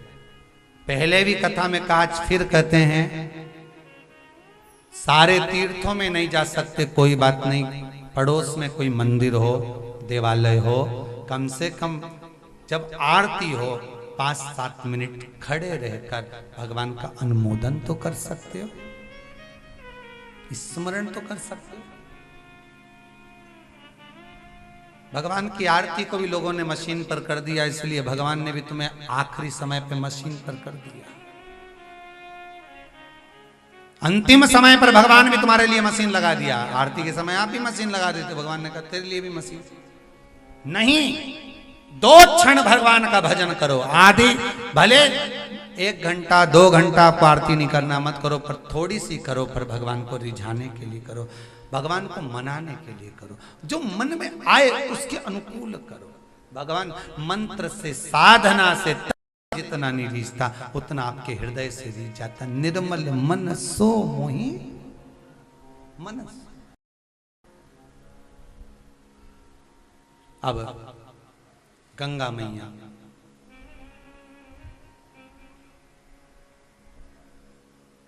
विश्व के तप बल से गंगा का जल विषैला होने लगा।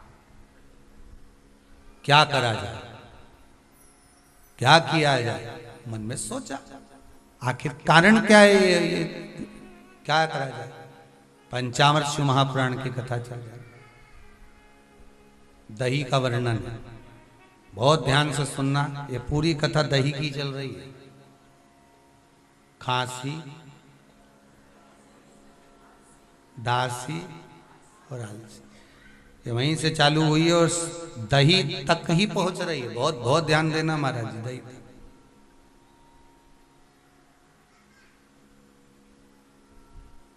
अब गंगा का जल विषैला, गंगा बिलख पड़ी, रोने लगी, आंखों से अश्रु बह रहे गंगा जी।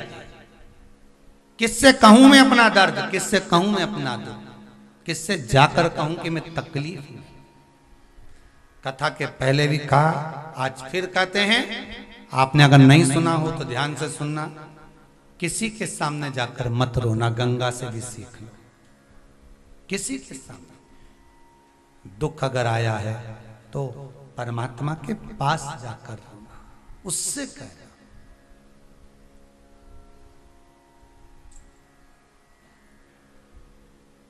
इत केदारनाथ है, उत बद्री नाथ है,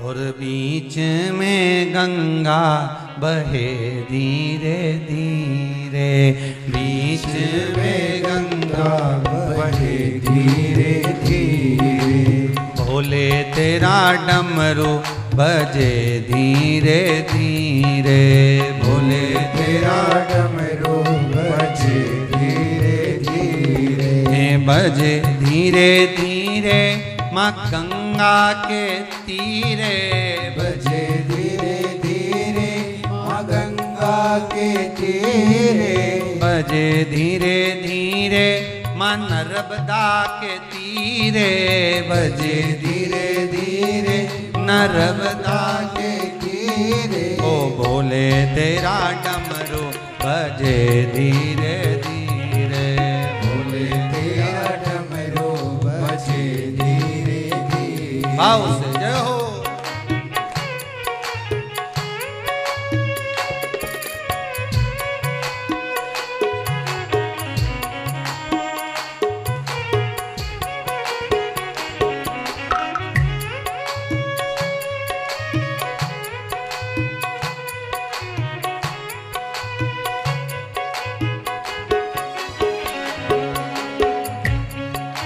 बड़े आनंद में, बड़े भाव से।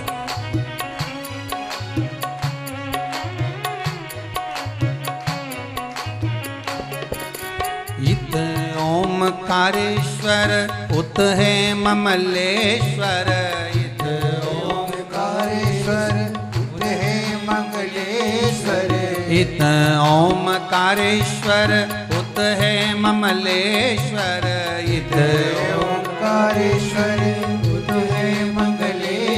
और बीच नर्मदा बहे धीरे धीरे, बीच नर्मदा बहे धीरे धीरे, ओ बीच नर्मदा बहे धीरे धीरे, बीच नर्मदा बहे धीरे धीरे, ओ बहे धीरे धीरे,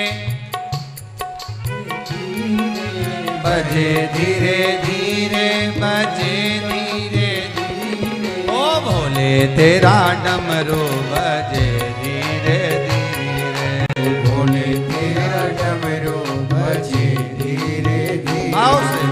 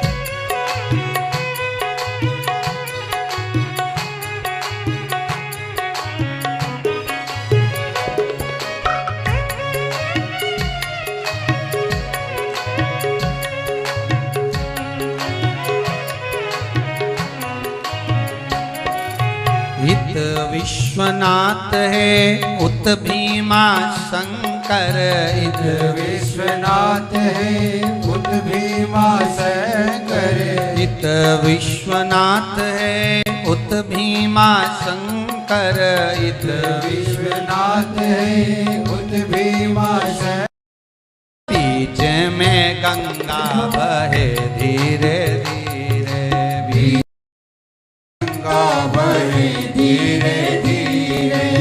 भोले तेरा डमरू बजे धीरे, भोले तेरा डमरू बजे धीरे धीरे, ओ बजे धीरे धीरे माँ गंगा के तीरे, बजे धीरे धीरे माँ गंगा के तीरे, ओ बजे धीरे धीरे माँ गंगा के तीरे, बजे धीरे धीरे माँ गंगा के तीरे, ओ भोले तेरा डमरू बजे धीरे धीरे, भोले तेरा डमरू बजे धीरे धीरे,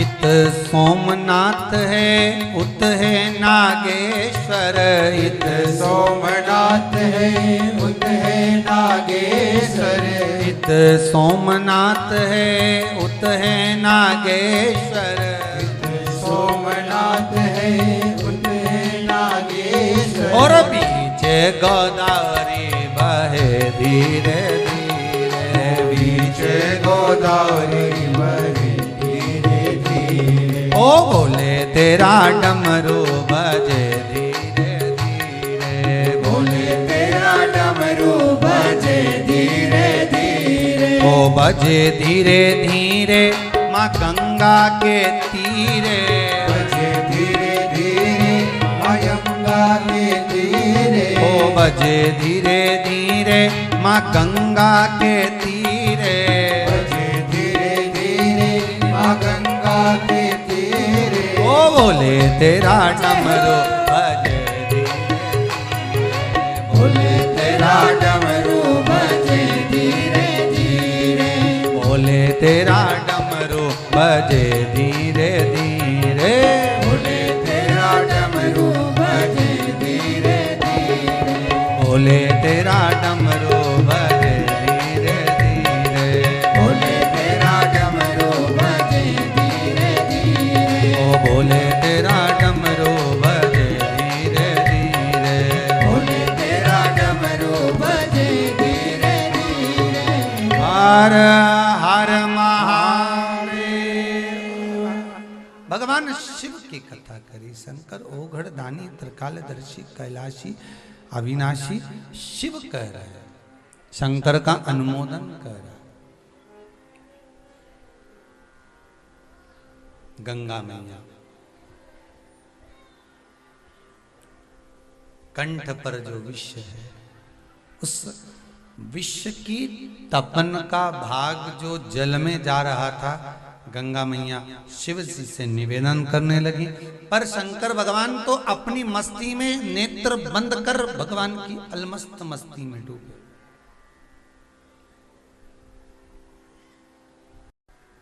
उन्हें कोई मतलब नहीं, शिव अपनी मस्ती में डूबे हुए, शंकर अपनी मस्ती में आराम से अपने आनंद में डूबकर भगवान शिव साधना में लगे हुए हैं। फिर वही वाली बात आ गई, आग लगे बस्ती में अपन रहो मस्ती में। शंकर की कथा कहती यही है, रिटर्न बढ़ेगा। शिव की कथा यही कह रही है कि आप अपनी मस्ती में लगे बस। कौन क्या कर रहा है, कौन क्या बोल रहा है, हमें उससे मतलब नहीं।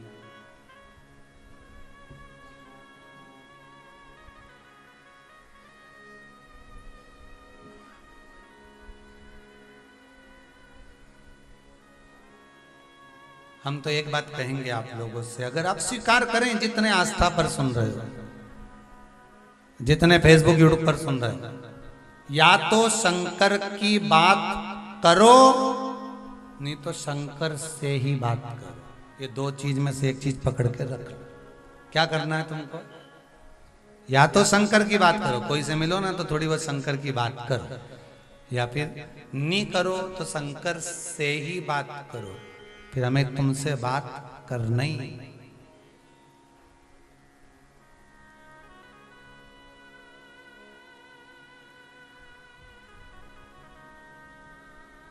जितना संसार का मनुष्य दूसरे मनुष्य को मनाने में लगा रहता है, भाई जगदम्बा रूठ गई ने फिर मनाओ, ने बेरू रूठ जाए ने उसके मनाओ, ने भाई रूठ गया उसके मनाओ, ने परिवार वाला रूठ गया उसके मनाओ। तो जितना लोग ये मनाने में लगा रहता है, नहीं इतना तो महादेव के मना ले, नहीं तो महादेव तो इतना प्रसन्न होके राजी हो जाए, इतना जोरदार कि उसको तुम इतना जोरदार 12,000 का हैंडसेट दिला रहा है। मैं तो कह ही नहीं दिया कि मुझे दिला। शंकर जी तो कह रहा बस इतना कि मेरे पास में आ, हैंडसेट लाने की जरूरत नहीं, हैंड ही लिया बहुत है। तो आ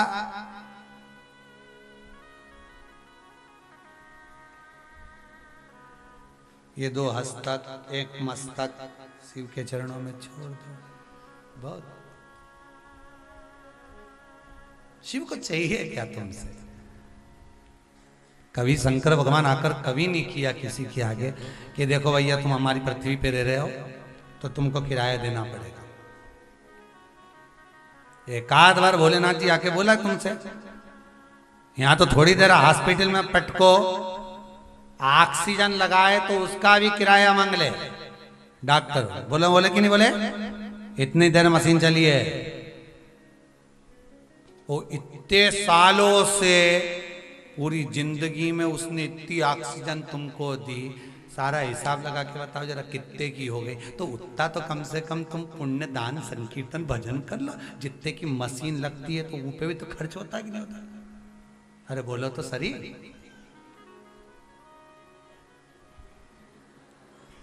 बोलो तो ओ जी बोलो तो, तुम जितना लोग टीवी के सामने बैठे हो बोलो जरा कि जरा सी आईसीयू में ले जाकर पटका, ऑक्सीजन लगा दी। क्या लगी? ऑक्सीजन लगी है। ओ हो फिर बिल बना 48,000। क्या करा है ऐसा?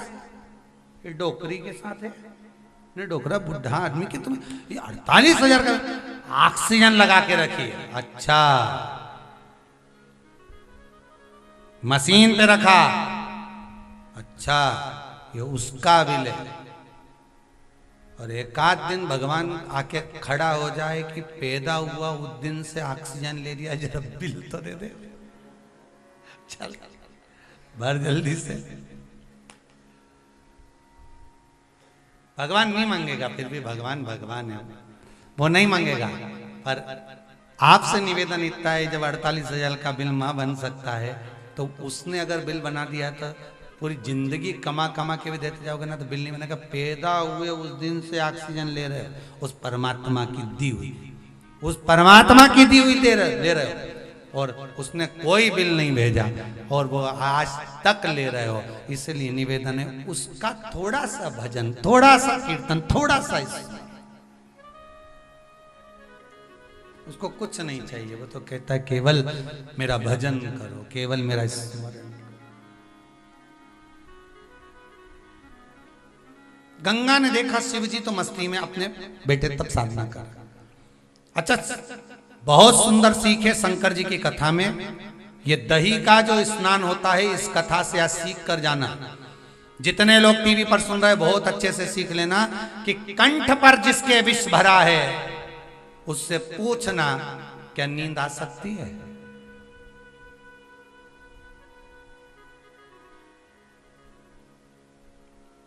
जिसको मालूम पड़ जाए कि तू कल मरने वाला है, ठीक 11 बजे तेरे प्राण छूट जाएंगे, तो उससे पूछना एक रात्रि पहले नींद आएगी? चाय और बना ला, कल 11 बजे चाय लाई।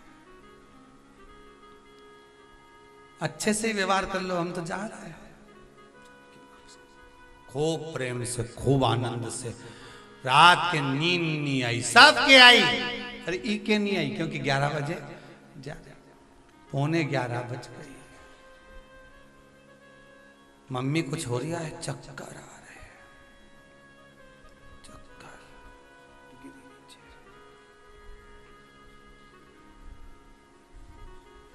सोच सोच के रात भर ये भगवान ले जा रही है, उसकी चक्कर नहीं है, ये तो रात के चक्कर में पड़ी रही इसलिए चक्कर है, नींद नहीं है। बीपी ऊंचा नीचा हो गया, शुगर का लेवल ऊंचा नीचा हो गया। 11:30 बज गई, बहू ने पानी का छींटा दिया, घड़ी तो देख लो 11:30, मतलब मरी नहीं, फिर चकाचक, फिर बढ़िया।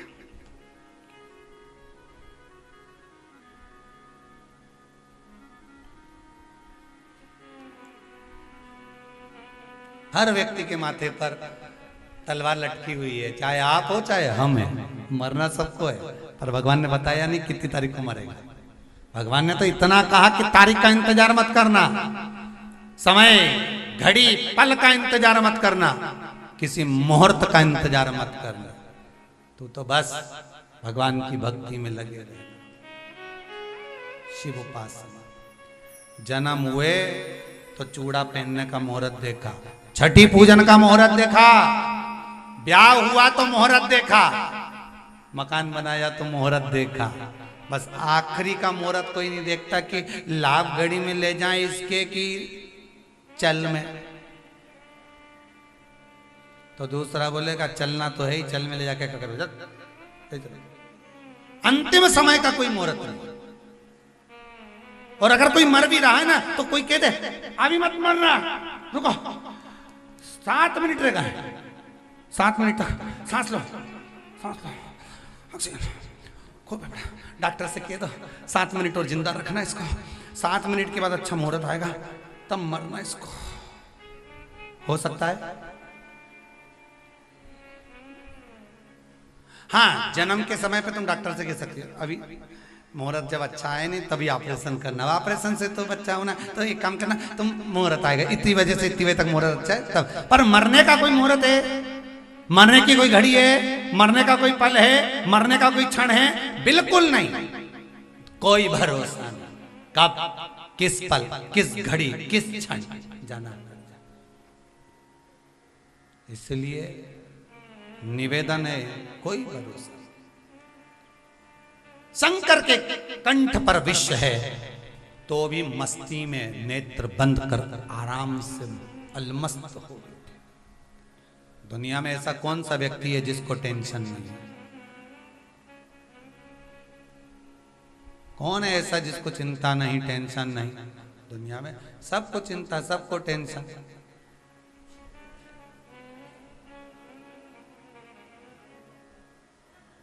सबको चिंता है, सबको टेंशन है, ऐसा कौन है जिसको नहीं हो महाराज?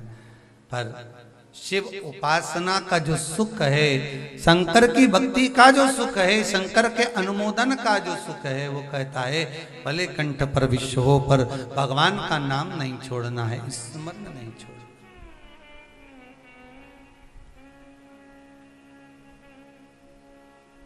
नाम ना छोड़े, स्मरण ना। चलिए, मां गंगा गई भगवान विष्णु जी के पास में, प्रभु कुछ कृपा करिए। भगवान नारायण ने पूछा गंगा तुम यहां कैसे आना हुआ तुमको, क्यों आई हो? गंगा जी कहती हैं प्रभु बात इतनी सी है कि भगवान के कंठ पर जो विष रखा हुआ है उस विष का तपन का भाग मेरे जल में मिल रहा है, मेरे जल में जो जीव रहेंगे वो नष्ट हो जाएंगे उस विष के कारण।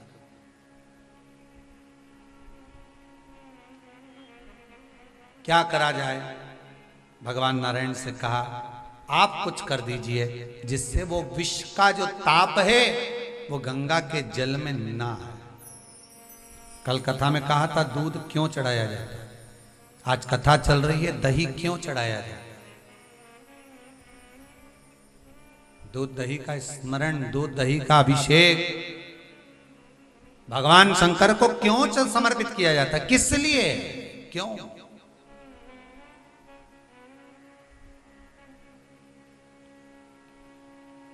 महाराज आप कुछ कर दीजिए। भगवान विष्णु ने कहा मैं ब्रह्मदेव को बुलाता हूं। ब्रह्मा जी को भगवान ने बुलाया। भगवान विष्णु ने तुरंत देवऋषि नारद से कहा जाओ जरा ब्रह्मा जी को बुला के लाओ। ब्रह्मा जी के पास में नारद जी दौड़ कर गए। तुरंत ब्रह्मदेव से कहा पिताजी आपको भगवान नारायण बुला रहे हैं, चलिए आप चलिए। पिता नारायण ने बुलाया है। भगवान ब्रह्मदेव आए। प्रभु आपने मुझे बुलाया? हाँ ना ब्रह्मदेव, क्या बात है? ब्रह्मा जी ने पूछा क्या हुआ क्या है? तब गंगा मैया ने ब्रह्मा जी के चरणारविंद को स्मरण किया कि आप मेरे पिता हो, आपके कमंडल से मैं निकली हूं, आपकी मैं पुत्री हूं। निवेदन केवल इतना करना चाहती हूं कि भगवान के कंठ पर जो विष रखा हुआ है उस विष की तपन मेरे जल में मिल रही है, जिससे ना जाने कितने जीव प्राणों को त्याग देंगे। मैं नहीं चाहती कि कोई जीव शांत हो, समाप्त हो, मरे। यह है मेरा हिंदू धर्म।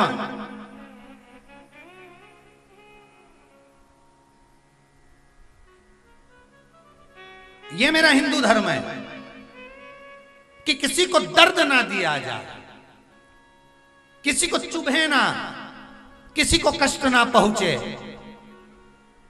किसी का वध ना किया जाए। अहिंसा परमो धर्म। अरे 4 स्थान पर हर व्यक्ति से पाप होता है।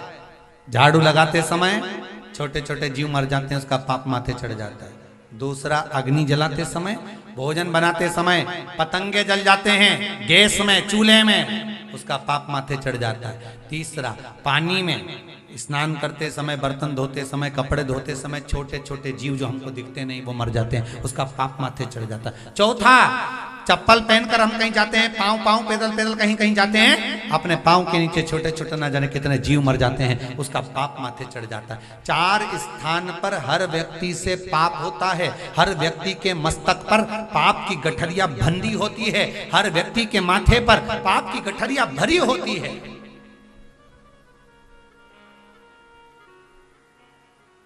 प्रत्येक व्यक्ति के माथे पर पाप की गठरिया, चाहे आप हो चाहे हम हो। पर शिव कथा कहती है, शंकर की कथा कहती है 2 घंटा, 2.5 घंटा, 15 मिनट, 20 मिनट, आधा घंटा, 3 घंटा जो शंकर की कथा में जाकर बैठ जाता है, चाहे टीवी के सामने आप कथा सुन रहे हो, चाहे मोबाइल पर सुन रहे हो, चाहे कुबेरेश्वर धाम पर श्रवण कर रहे हो, चाहे अपने घर पर बैठकर कथा सुन रहे हो, जितनी देर जीव कथा सत्संग में जाकर बैठता है उतनी देर पाप की गठरिया बाहर चली जाती है। द्वार के बाहर, अपने द्वार के बाहर, जिस जगह पर आप बैठकर कथा सुन रहे हो, चाहे टीवी के सामने सुनो, चाहे मोबाइल के सामने सुनो, आप जहां बैठकर सुन रहे हो, आपके द्वार के बाहर जैसे चप्पल रह जाती है, इसी तरह हमारा पाप रह जाए।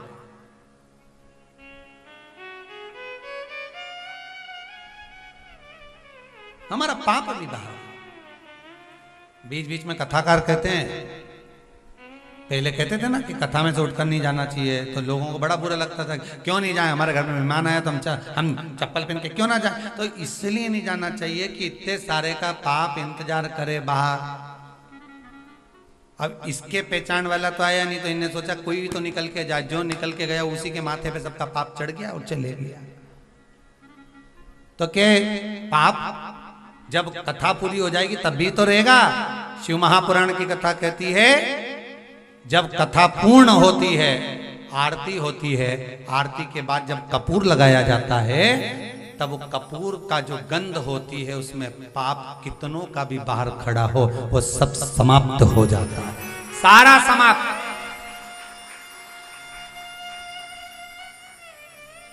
शिव महापुराण की कथा कहती है, देसी कपूर ये आजकल का कपूरन तो वो भी नकली आ गया, उसे 25 बार तो माचिस से जलाओ, जले ही नहीं।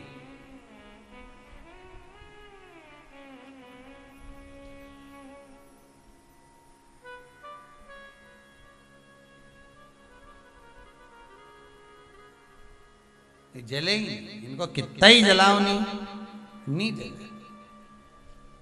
पर शास्त्र कहता है देश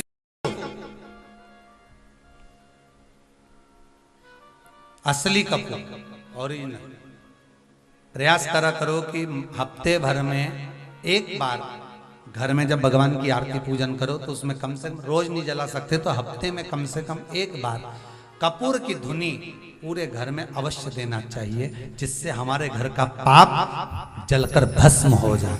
कोई विचार गलत आ रहे हो, कोई मन में सोच गलत आ रही हो, कोई दृष्टि गलत हो रही हो, तो वो सुधर जाए, वो सवर जाए, पाप जलकर समाप्त हो। शिव पुराण कह रही है, शंकर की कथा कर रही है। गंगा रो रही है, गंगा के नेत्रों से जल निकल रहा है। भगवान विष्णु के सामने ब्रह्मदेव से कहा, ब्रह्मा जी कुछ करिए, मैं किसी को मरते हुए नहीं देख सकती, मैं किसी को नष्ट होते हुए नहीं देख सकती।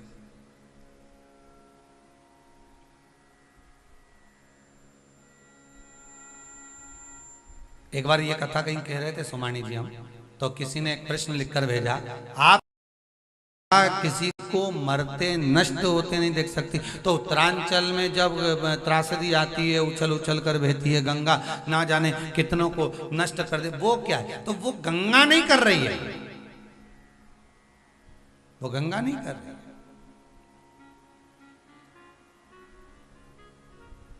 जैसे गंगा का जल तो बह रहा है, उसमें आप जाकर देखना उत्तराखंड में बहुत सारी नदियां बीच बीच में आके मिल जाती हैं। वो नदियां जब प्रेशर देती है तो गंगा उछलती है। गंगा किसी को नष्ट नहीं करती, गंगा तो भरण और पोषण करती है, भरण पोषण। तो कहा ये फिर ये सहाय नदी नहीं, ये तुम कहते हो गंगा नष्ट नहीं करती, ये तुम्हारा पाप कर्म रूपी जो नदी जाकर इकट्ठी होती है ना, व्यक्ति का जो पाप, तीर्थ में रहने के बाद भी लोग छल कर रहे हैं, बेईमानी कर रहे हैं, कपट कर रहे हैं, असत्य बोल रहे हैं, झूठ बोल रहे हैं, मदिरा का पान कर रहे हैं, मांसाहार कर रहे हैं, वेश्यावृत्ति कर रहे हैं, जो तीर्थ में जाने के बाद भी अगर गलत कर्म करोगे तो पाप की नदी तो बहेगी। वो पाप की नदी जाएगी कहां? वही गंगा के जल के अंदर। जब पाप गंगा के भीतर जाता है तो गंगा उछल पड़ती है तुम्हारे पाप कृत्य को देख, उछल। हम बार बार कहते हैं, फिर कहते हैं, कभी तीर्थ में जाना, कभी धर्म की जगह पर जाना, कभी सत्कर्म की जगह पर, मंदिर, देवालय, तीर्थ, व्रत, आश्रम। आप होटल में नहीं रुके हो, आप आश्रम में कहीं अच्छी जगह पर जाना, तो प्रयास करना कि वहां गंदगी ना फैले, वहां हमारा पाप कर्म ना सम्मुख है।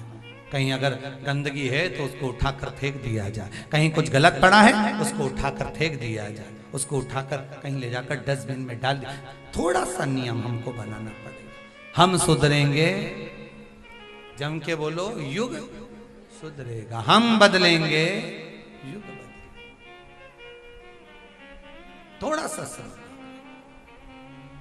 कई लोगों के मन में, जब लोग कहीं कहीं तीर्थ में जाते हैं, आश्रम में रुकते हैं ना, तो कईयों के मन में भाव आ जाता है, हम काय को झाड़ू लगाएं, कचरा तो उसने करा, हम काय को करें? अरे तो कर भी दिया, उसका कचरा उठाकर तुमने फेंक दिया, उसके खाते में तो लिखा गया कि तूने दूसरे का कचरा उठाकर फेंका है। तो भगवान ये भी तो कर सकते हैं कि दूसरे के भाग्य का तुझे दे सकता है। तेरे भाग्य में नहीं लिखा होगा तो दूसरे का तो देगा, इतना तो कर सकता है परमात्मा।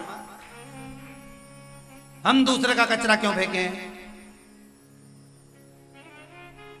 हम क्यों करें? अरे कर दिया, कोई बात नहीं।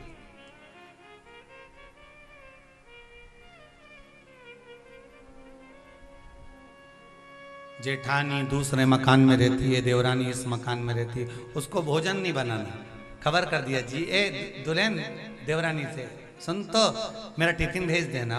और अंदर से देवरानी कूड़े जा रही रोटी बनाते बनाते, बताओ, हम ही बना बना के भेजे, हमारे यहाँ तो कभी नहीं भेजा, हम ही बना बना के भेजे। भगवान को धन्यवाद देना, प्रभु तूने मेरे हाथ में आज किसी का पेट भरने का यश लिख दिया है, ये तेरी कृपा है, तेरी दया, तेरी करुणा, तेरी कृपा है। किसी का पेट भरने का यश मेरे हाथ में लिख दिया, ये तेरी करुणा है, ये तेरी कृपा है। नहीं तो हम तो हमारा बना रहे थे, हम ही खा रहे थे, कोई को मिल गया, पा लिया किसी ने, ये तेरी कृपा, ये तेरी उदारता, बड़ी कृपा। धन्यवाद उस परमात्मा को दो। गंगा रोई, ब्रह्मा जी ने, भगवान विष्णु ने कहा आप चिंता मत करो, जिसने दर्द दिया है दवा भी वही देगा। अगर किसी ने विष पिया है और विष की तपन अगर आपके जल में आ रही है तो उसको समाप्त भी वही करेगा। 33 कोटि देवता गंगा जी के साथ शंकर की शरण में चले गए। भगवान शिव तप साधना में डूबे हुए थे, वहीं पर गंगा मैया सबको लेकर पहुंच गए। सबने विनय करी, निवेदन करा।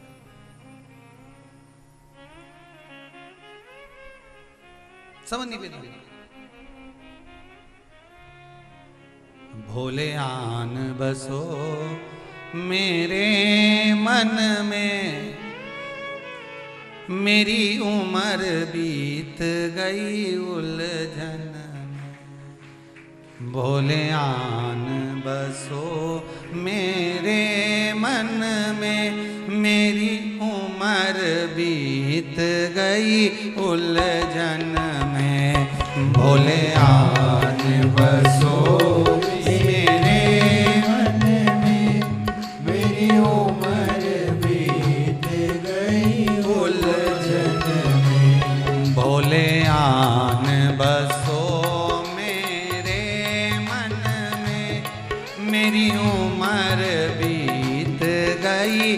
उलझन में।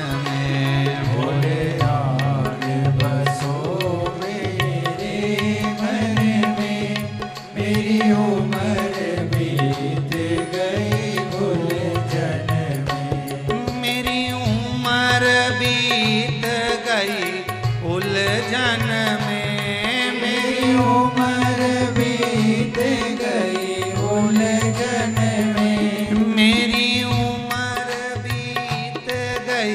उलझन में, मेरी उम्र बीत गई उलझन में। भोले आन बसो मेरे मन में, मेरी उम्र बीत गई उलझन में। भोले आन बसो मेरे मन में, मेरी उम्र बीत गई उलझन में। आओ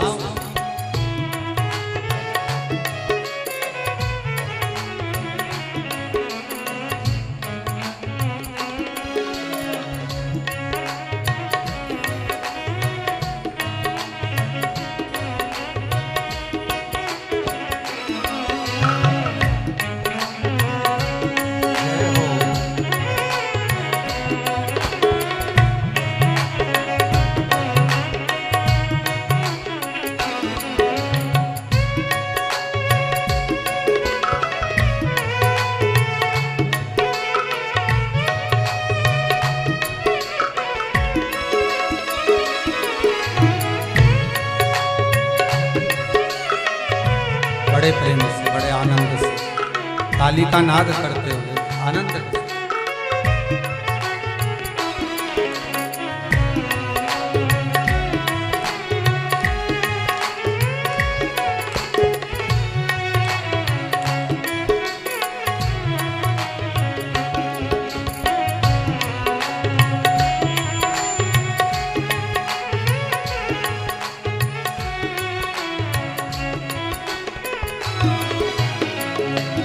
भोले रास्ते में काशी बसा देना। भोले रास्ते में काशी बसा देना।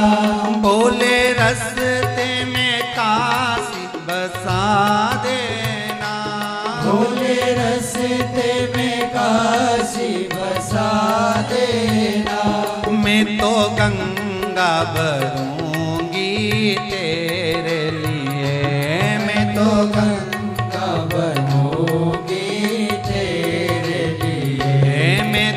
गंगा भरूंगी तेरे लिए, मैं तो गंगा बनूंगी तेरे लिए। भोले आन बसो मेरे मन में, मेरी उम्र बीत गई उलझन में। भोले आन बसो मेरे मन में, मेरी उम्र बीत गई उलझन में। जय हो।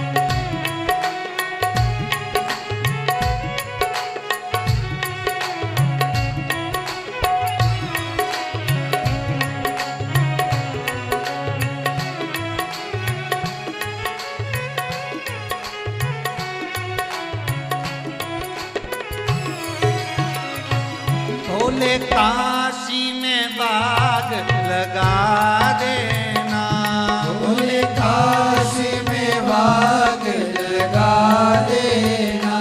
भोले काशी में बाग लगा देना। भोले काशी में बाग लगा देना। मैं तो कलियां चुनूंगी तेरे लिए, मैं तो कलियां चुनूंगी तेरे लिए। मैं तो कलियां चुनूंगी तेरे लिए। मैं तो कलियां चुनूंगी तेरे लिए। भोले आन बसो मेरे मन में, मेरी उम्र बीत गई उलझन में। भोले आन बसो मेरे मन में, मेरी उम्र बीत गई उलझन में। भोले आन बसो मेरे मन में, मेरी उम्र बीत गई उलझन में। भोले आन बसो मेरे मन में, मेरी उम्र बीत गई उलझन में। भगवान शिव से प्रार्थना। भोले काशी में पुराण बचा देना।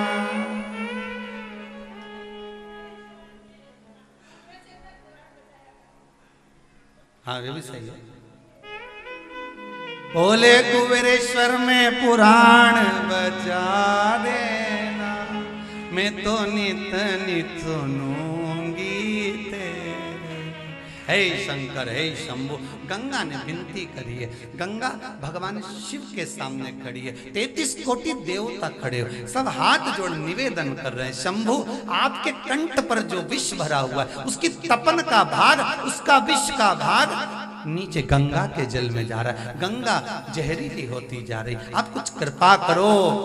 तब भगवान के नेत्र खुले, पर शिव ने देखा क्या कर सकता,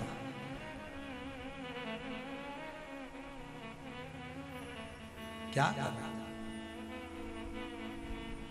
जिस अंजलि में, जिस अंजलि में महाराज कामदेव की धर्म पत्नी रति दूध का भाग लेकर आई थी, वो दूध जो लेकर आई है, एक पात्र में थोड़ा सा दूध दही का भाग, कुछ दूध का भाग जम चुका है, वो दूध का भाग, दही दूध शंकर पर समर्पित कराया कामदेव की पत्नी रति।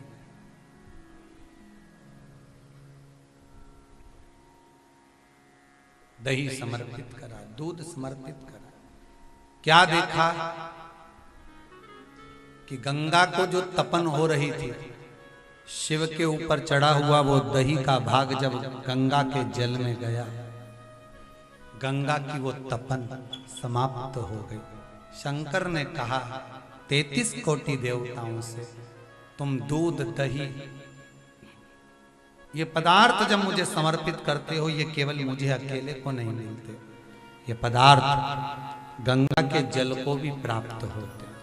आज की शिव पुराण कहती है कि शंकर को चढ़ी हुई वस्तु गंगा के जल में खुद पहुंच जाती, आपको ले जाकर छोड़ने की जरूरत नहीं पड़ती। आपका चढ़ाया गया कुछ भाग गंगा के जल में पहुंच गया। थोड़ा सा दही का भाग आपने जो शंकर को समर्पित कराए, वो गंगा को शीतलता प्रदान करता है, विश्व की तपन को रोक देता है।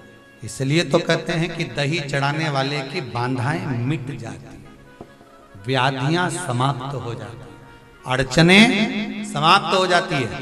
शंकर पर अगर कोई दही चढ़ा रहा है, दूध चढ़ा रहा है, उसमें दही की मात्रा अगर वो दही ज्यादा चढ़ा रहा है, तो उसमें जरूर समझ लेना कि व्याधि हटेगी, बाधाएं हटेगी।